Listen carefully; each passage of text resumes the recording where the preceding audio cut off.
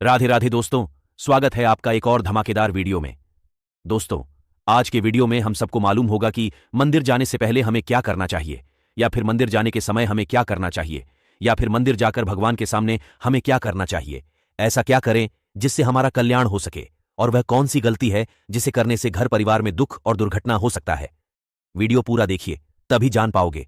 Comment करके जरूर बताना महाराज जी की बातों से सहमत हो या नहीं। प्रभु के सामने या गुरुदेव के सामने जाके ऐसे करना, एक हाथ से प्रणाम करना, ये सेवा अपराध माना गया है। दोनों हाथ भगवान ने दिए, दोनों को जोड़िए, दोनों को जोड़कर सर झुकाइए। इस चित्त में कृपा प्राप्त होती है प्रभु की। प्रभु की कृपा का क्या स्वरूप है? नाम में प्रेम होने लगे, जितेंद्रियता आने लगे, हृदय पवित्र होकर सबके सुख भावना में मगन होने लगे। ये प्रभु की कृपा। प्रभु या गुरुदेव के सामने जाकर प्रणाम न करना यह अपराध है। जय बार सामने जाए तय बार प्रणाम करे। अगर आप अस्वस्थ हैं, आपका शरीर काम नहीं कर रहा, तो हाथ जोड़कर सर झुका दीजिए, नहीं तो पंचांग या साष्टांग प्रणाम कीजिए। जय बार गुरुदेव से मिले, जय बार प्रभु के श्री विग्रह के सामने जाए तय बार प्रणाम करे। अगर अपनी कुटिया में भी प्रभु विराजमान है तो जय बार उनके सामने, इससे दासत्व पुष्ट होता है, प्रभु की कृपा प्राप्त होती है। प्रणाम करें। यदि आप अपवित्र हैं, शौच में गए हैं और वहां वैसे ही वस्त्र पहने हुए जिसमें आपने शौचालय में प्रवेश किया, शौच किया, उन्हीं वस्त्रों से अपवित्र दशा में प्रभु के सामने नहीं जाना चाहिए। इसीलिए हमारी बुद्धि मलिन हो जाती है, कोई सिद्धांत समझता ही नहीं।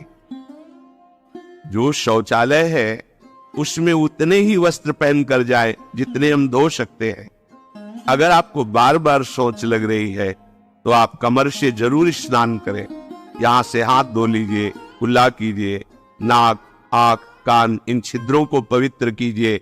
यदि आप ठाकुर सेवक है, भजन करने वाले हैं, ये पवित्रता नहीं रखेंगे तो जहां जो कुछ भी छुएंगे सब अपवित्र हो जाएगा, और अपवित्र बुद्धि भगवान में नहीं लगती, ओ मलिनता छा जाती है।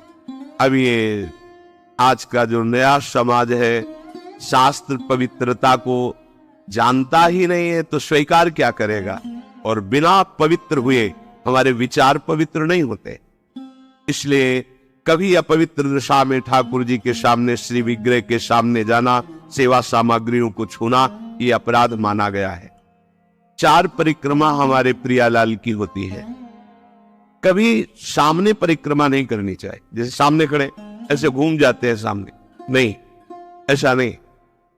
प्रभु के सामने ऐसे नहीं घूमना, वही खड़े खड़े घूम गए 4, ऐसा नहीं। प्रभु को दाहिने करके प्रदक्षिण। अगर आप प्रभु को प्रणाम नहीं करते, परिक्रमा करते हुए या सामने घूमते, ये सेवा अपराध है। प्रभु के सामने गए मंदिर में और आप पैर फैला के बैठे, सामने ऐसे पैर फैला लिए, ऐसे फैला के, ये अपराध है। अपने आराध्य देव के सामने, अपने गुरुदेव के सामने पैर फैला के नहीं बैठा जाता। यदि आपके पैरों में कोई दोष है तो उतनी देर ही रुकिए जितनी देर आप खड़े दर्शन कर सकते हैं। सामने से हट जाइए, सामने पैर नहीं होने चाहिए आपके। प्रभु के श्री विग्रह के सामने बैठकर बात करना और उसमें झूठ बोल देना, ये दोनों अपराध है। प्रभु के दर्शन करने के लिए जब जाइए तो बोलिए मत किसी से, और कैसे हो, क्या है, कुछ नहीं, शांत, राधा राधा राधा, या बात करनी तो बाहर मिलना, या हम दर्शन, आप भी दर्शन कीजिए और हट जाइए उससे। अगर कभी कोई अपना पूज्य जन, बड़ा जन है, उनसे बात कर रहा है तो उसको कैसे कहें कि आप हट जाइए? तो जितनी बात हो भागवतिक हो और सत्य हो, क्योंकि वहां सत्य साक्षी देने की नहीं, प्रभु विराजमान है। वहां का झूठ तुम्हारे पुण्यों को नष्ट कर देगा। पहले भी जब कोई बात सत्य कहलानी होती थी तो कहा जाता था मंदिर में चढ़ के बोल दो, फिर हम दोबारा तुमसे नहीं पूछेंगे। वो हाँ चलो, तो मंदिर में बोल रहा है मतलब सत्य बोल रहा है। प्रभु के सामने झूठ बोलना या अन्य वार्ता करना, यह अपराध है। प्रभु के श्री विग्रह के सामने जोर जोर से किसी को बुलाना, जोर से आवाज नहीं, स्वामी विराजमान है। अगर किसी को बुलाना भी है, इशारे से समीप जाके स्पर्श कर चलो दर्शन करो।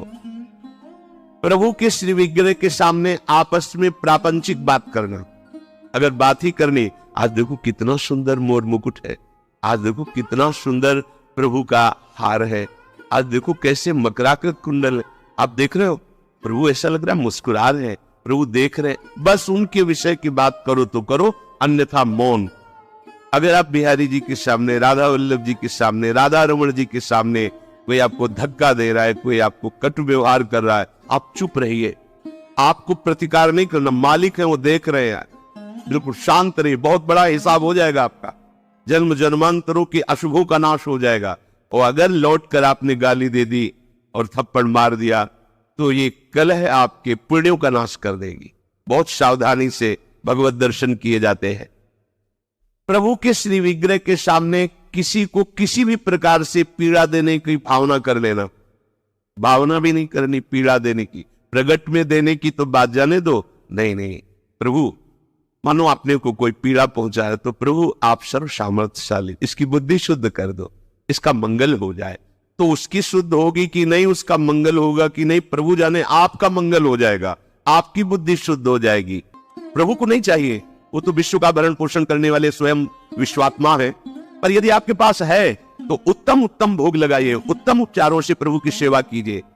ऐसा नहीं कि आप अपने लिए वस्त्र बहुत महंगे लाते हैं और प्रभु के लिए ऐसे साधारण कपड़े ले आए, अपने लिए अच्छी भोग सामग्री प्रभु के लिए, ऐसे दुकानों में है, सुपारी किसके लिए लेना है, आपको खाना है तो अच्छी क्वालिटी की रखिए, और अगर पूजा के लिए लेना है तो जो कोई खाएगा नहीं वो रखी पूजा वाली, सूखे नारियल पूजा के लिए, टून का कपड़ा पूजा के लिए, ये ऐसा नहीं होना चाहिए, ये सेवा अपराध है। सेवा विग्रह में प्रभु आपके अधीन है, अगर सेवा विग्रह में आपने ऐसा बर्ताव किया जो नहीं होना चाहिए तो आपका हृदय कठोर हो जाएगा, आपकी भक्ति बाधित हो जाएगी।